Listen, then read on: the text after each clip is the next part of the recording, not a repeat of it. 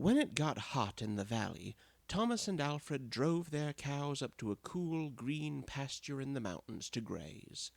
Usually they stayed there with the cows for 2 months. Then they brought them back down to the valley again. The work was easy enough, but oh, it was boring. All day the two men tended their cows. At night they went back to the tiny hut where they lived. They ate supper, and worked in the garden, and went to sleep. It was always the same. Then Thomas had an idea that changed everything. "Let's make a doll the size of a man," he said. "It would be fun to make, and we could put it in the garden to scare the birds." "It should look like Harold," Alfred said.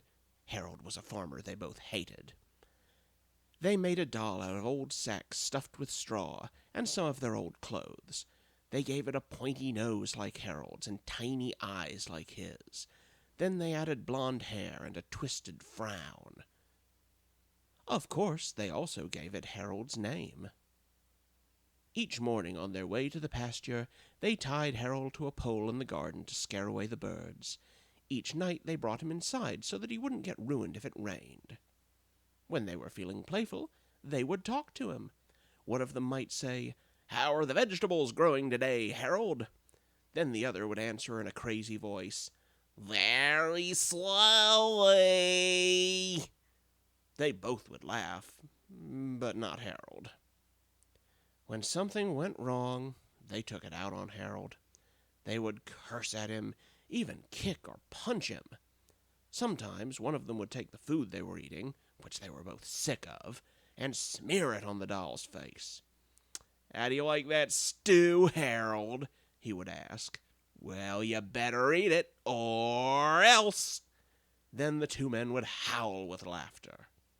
One night, after Thomas had wiped Harold's face with food, Harold grunted. "Did you hear that?" Alfred asked. "It was Harold," Thomas said. "I was watching him when it happened. I can't believe it." "How could he grunt?" Alfred asked. He's just a sack of straw. It's not possible." "Let's throw him in the fire," Thomas said, "and that will be that." Let's not do anything stupid," said Alfred. "We don't know what's going on. When we move the cows down, we'll leave him behind. For now, let's just keep an eye on him." So they left Harold sitting in the corner of the hut. They didn't talk to him or take him outside any more. Now and then the doll grunted, but that was all. After a few days, they decided there was nothing to be afraid of. Maybe a mouse or some insects that had gotten inside of Harold and were making those sounds. So Thomas and Alfred went back to their old ways. Each morning they put Harold out in the garden, and each night they brought him back into the hut. When they felt playful, they joked with him. When they felt mean, well, they treated him as bad as ever. Then one night, Alfred noticed something that frightened him. "Harold is growing," he said. "I was thinking the same thing," Thomas said. "Maybe it's just our imagination," Alfred replied. "We have been up here on this mountain for too long." The next morning, while they were eating, Harold stood up and walked out of the hut. He climbed up on the roof and trotted back and forth like a horse on its hind legs. All day and all night he trotted like that. In the morning, Harold climbed down and stood in a far corner of the pasture. The men had no idea what he would do next. They were afraid. They decided to take the cows down into the valley that same day. When they left, Harold was nowhere in sight. They felt as if they had escaped a great danger and began joking and singing. But when they had gone only a mile or two, they realized they had forgotten to bring the milking stools. Neither one wanted to go back for them, but the stools would cost a lot to replace.